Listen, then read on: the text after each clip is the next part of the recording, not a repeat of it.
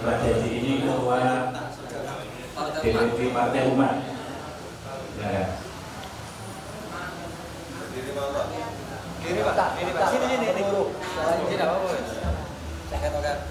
Baik, terima kasih. Assalamualaikum warahmatullahi wabarakatuh.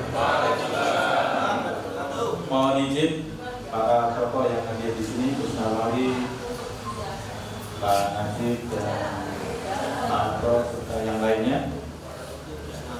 Pertanyaan saya untuk Pak Abro, karena beliau kan di Jarnas DPW, mungkin punya informasi A1 atau minimal di sekeliling calon presiden Anies, umpama ini berandai-andai gitu ya. Kalau Pak Anies itu melaju sampai Oktober ini sampai pendaftaran, itu alhamdulillah gitu. Cuman kalau melihat gerak-gerik perpolitikan sekarang ini kan ada penjagalan Formula E, ada pencopetan dalam tanda kutip Partai Demokrat. Berarti kan rintangan-rintangan itu masih ada. Seandainya itu terjadi sampai mendekati Oktober nanti, untuk di tim relawan-relawan ini mengambil sikapnya seperti apa? Kalau sampai itu terjadi, apakah seruan hayya 'alal jihad itu akan terjadi? Itu kan perlu diantisipasi, karena di grassroots ini kan kita ini bergeraknya militan di bawah itu. Kalau mau tidak ada yang mengendalikan hayya 'alal jihad itu terjadi. Mungkin ada informasi A1 di lingkaran Bapak Anies, bagaimana menyikapi kalau pokoknya sampai pencopetan dan sliding lagi itu terjadi. Matur nuwun. Assalamualaikum warahmatullahi wabarakatuh. Bapak-bapak, ibu-ibu yang saya hormati, pertanyaan saya ini saya tunjukkan pada Ustadz Najib. Yang kedua, Bapak Imam Abro. Memang kalau kita lihat Pak Anies, semuanya udah layak jadi presiden. Tapi rupanya karena Jokowi terang-terangan ikut cawe-cawe, gak sungkan-sungkan lagi Jokowi, tidak menghormati demokrasi dan sebagainya. Sampai ke bawah, sampai RT takut semua. Lek ngewangi Anies, hanya pertolongan Allah saja yang bisa memenangkan Anies. Rezim uangnya banyak, entah dari mana ngetiknya itu kok ratusan juta itu.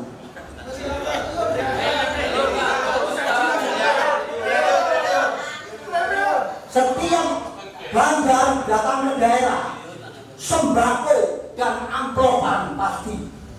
Kita lemeh, tapi kita cari Allah. Kira-kira seperti itu. Ya apa cara menyelesaikan ini supaya orang awam yang lebih dari 60% ini tidak takut sama Jokowi? Soalnya kalau awam ini berat, jangankan Jokowi, dipenderi yang dilurai lebih. Dan kami tanyakan begini, untuk Pak Dewan dan Pak Ustadz Pak Abror, kemungkinan kita tidak bisa dikatakan nilai dari sebuah Anies Baswedan is the best, karena is the best ini rezim ini bukan rezim yang takut orang naga 9 atau orang 9 cacing dan sudah berkoar-koar Sofyan Wanadi hanya 2 presiden dan sudah disiapkan karena dari beliau tadi dari mana dananya sudah dicuplikkan dana 8 triliun untuk perusahaan Indonesia. Tidak perlu bom nuklir, tidak perlu mortir, yang perlu dari bomba dan didatangkan APKJ. Nah, jadi dengan ekses ini Pak Ustadz mohon diberikan pemantapan kepada simbol-simbol ini biar militansinya itu berkembang dan semangat. Jadi bukan hanya membicarakan tugasnya Pak Anies saja. Mari kita mantapkan kepada saudara-saudara. Katanya Pak Ustadz Nawawi, wong ini belum akbar, Allahu Akbar, tapi tidak pun bagi pengurus. Inilah mungkin tidak dalam kalau duit. Jadi mari kita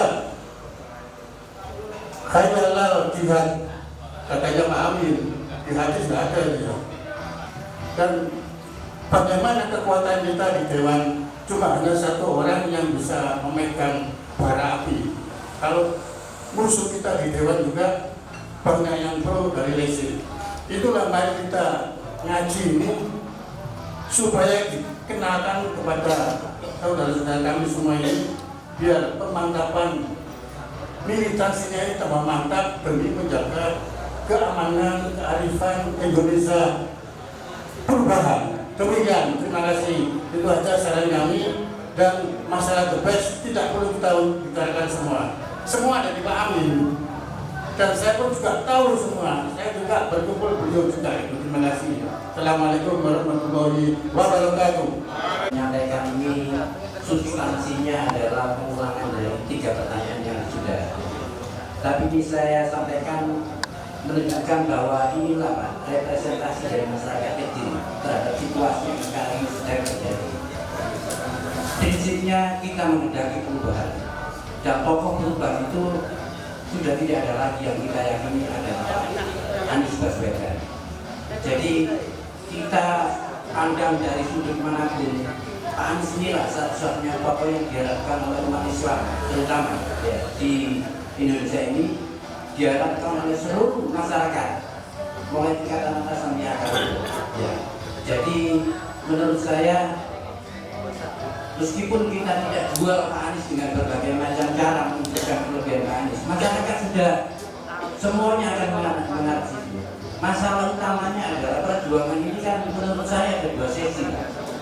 Sesi sebelum pencalonan dan sesi setelah Pak Anies resmi jadi calon. Ya, kita kadang-kadang belum selesai membicarakan tentang sesi pertama sudah menginjak pada sesi kedua perjuangan. Maksud saya begini Pak, kita harus tegas dan jelas ya. Dukungan Pak Anies sampai bisa mencalonkan menjadi calon presiden itu bagaimana?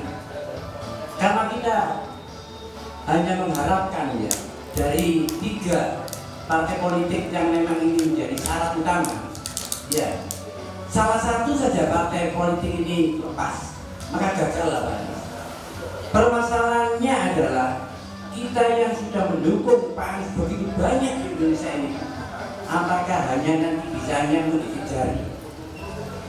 Ternyata kalau Pak Anies itu tidak bisa dicalonkan. Pertanyaan saya adalah, apa yang harus kita lakukan Pak? Apa yang harus kita lakukan sampai bagaimanapun caranya Pak Anies itu harus nyalon? Kalau tidak ada pemikiran seperti itu, percuma kita mengadakan perkumpulan seperti ini, tapi ujung-ujungnya Pak Anies dijegal dengan cara yang halus. Tolong Pak, yang di bawah ini diberi semangat melakukan apa kalau Pak Anies tidak sampai menjadi calon. Percuma Pak, kita ini mengadakan seperti ini dengan semangat yang tinggi, ujung-ujungnya hanya bisa mengatakan, wah, melongo. Tidak bisa, harus ada strategi yang tegas. Kita akan melakukan apa? Perlawanan, people power. Saya adalah salah satu masyarakat Pak yang khawatir dengan ujung-ujungnya ini.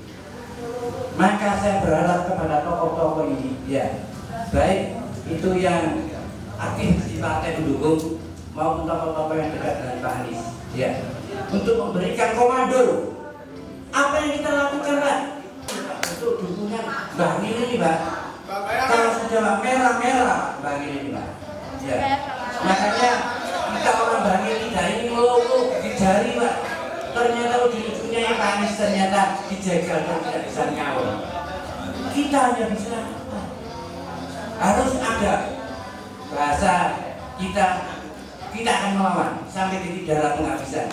Baru nanti berpikir tentang sesi perjuangan yang kedua. Terima kasih Pak Imam. Assalamualaikum warahmatullahi wabarakatuh.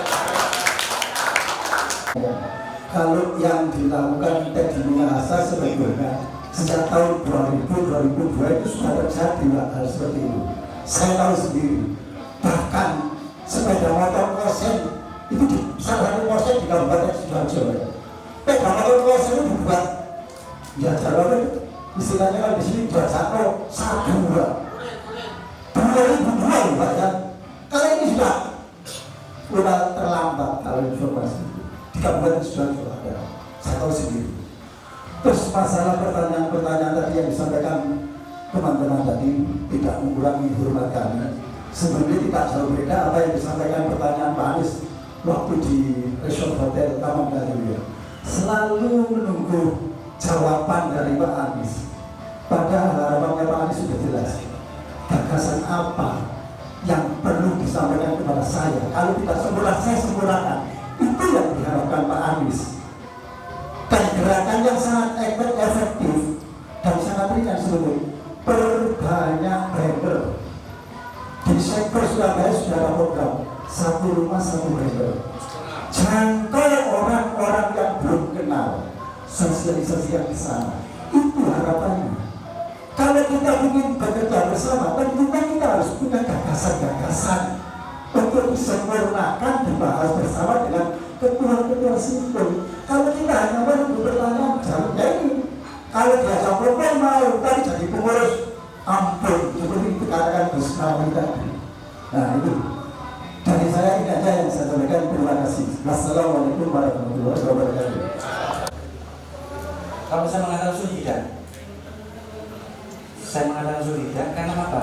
Hanya semangat aja yang kurang. Satu, yang kedua, orang yang dari awal itu kan belum ada spirit dari awal sehingga mereka itu tidak terangsang pola pikirnya. Maka saya dulu waktu zaman tahun 2002 itu ya, Februari saya dengan Gus Nawawi mendirikan Jarnas. Langsung tidak ada orang. Pak Imron, ayo Pak, monggo. Itu betul memang. Betul. Tapi alhamdulillah ketika sudah jadi mulai ada, maksudnya ya kalau selama kita besar itu pasti ada orang dalam atau orang luar sing ngerecoki itu pasti ada. Alhamdulillah saya orang yang tak rendah.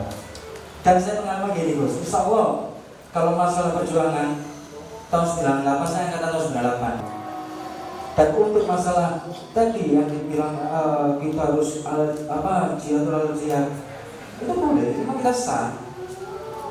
Tapi kita punya konsep juga gitu kan. Saya mendukung, bahkan saya akan depan nanti ketika ada jihad ya, saya akan depan. Saya nggak takut dulu, saya hidup sendiri, saya udah niat, saya demi Allah, saya mau memaafkan. Bahkan izinkan ketika ada tulisannya ada kios, saya berjuang untuk negaraku dengan agamaku, demi Allah. Saya berusaha seperti itu. Kenapa? Tapi saya juga berusaha gimana caranya. Bukan kerja tidak. Inti poinnya apa? Meluruskan pola pikir orang yang negatif supaya mereka sadar. Seperti itu yang kita sadarkan itu. Banyak tangga saya mungkin Pak, sampai ini itu tangga saya di Bogor. Iya Pak ya, saya. Di sana itu banyak bukan Quranis, tapi saya berusaha mendekati mereka. Yang belah dapat 1, 2. Saya coba bantu mereka dengan cara konsep. Dia punya masalah apa? Saya bantu. Bahkan ada 2 orang yang tempoh hari sekolahnya nggak bisa, dan sekolah kan nggak mampu. Saya berusaha membantu dia sampai ke dinas pendidikan dan lolos. Sebenarnya simpel, orang itu sebenarnya kepilihnya enjoy, merasa menikmati. Negara ini diciptakan dari darah pahlawan. Karena kakek saya juga pahlawan dan veteran. Tapi mereka, kalau kita semua sebagai rakyat, itu tidak bisa menikmati hasil itu sendiri. Karena apa? Karena yang mereka memerintah ini orang jahanam, orang-orang dolim. Yang dolim hanya berapa orang, tapi ini bahasa rakyat. Jadi yang perlu kita sadari memang konsep-konsep itu paling penting dan paling kita butuhkan. Karena selama ini banyak hanya kita bicara apa-apa tapi mau kerja. Yang dulu kita sudah berusaha gimana caranya di Jalan Swasuna bisa berjalan. Dan saya juga terima kasih Pak Dimam dan Pak Deni yang Pak Mami yang dulu mendukung kami dari awal. Saya terima kasih banget sudah berdirinya Jalan Swasuna. Maka saya terus komunikasi dengan wilayah karena saya berusaha sharing terus. Kalau banyak orang nggak sadar rakyat ini ya, katakanlah SDM-nya 50 ke bawah, alasannya finansial, cuma itu aja. Jadi saya berusaha gimana caranya, ayo kita sharing bareng. Di tempat ini untuk bisa kita bersama, monggo. Mungkin dari sini bisa ada manfaat dengan pertemuan ini. Terima kasih. Wassalamualaikum warahmatullahi wabarakatuh. Terus gimana Bapak caranya saya merekrut orang-orang yang saya kayak gitu Bapak? Di depan saya merasa apa ya? Nggak bisa terkontrol gitu loh Bapak. Jadi apa yang saya harus lakukan untuk bisa merekrut kembali orang-orang yang kayak gitu Bapak? Itu aja. Assalamualaikum warahmatullahi wabarakatuh.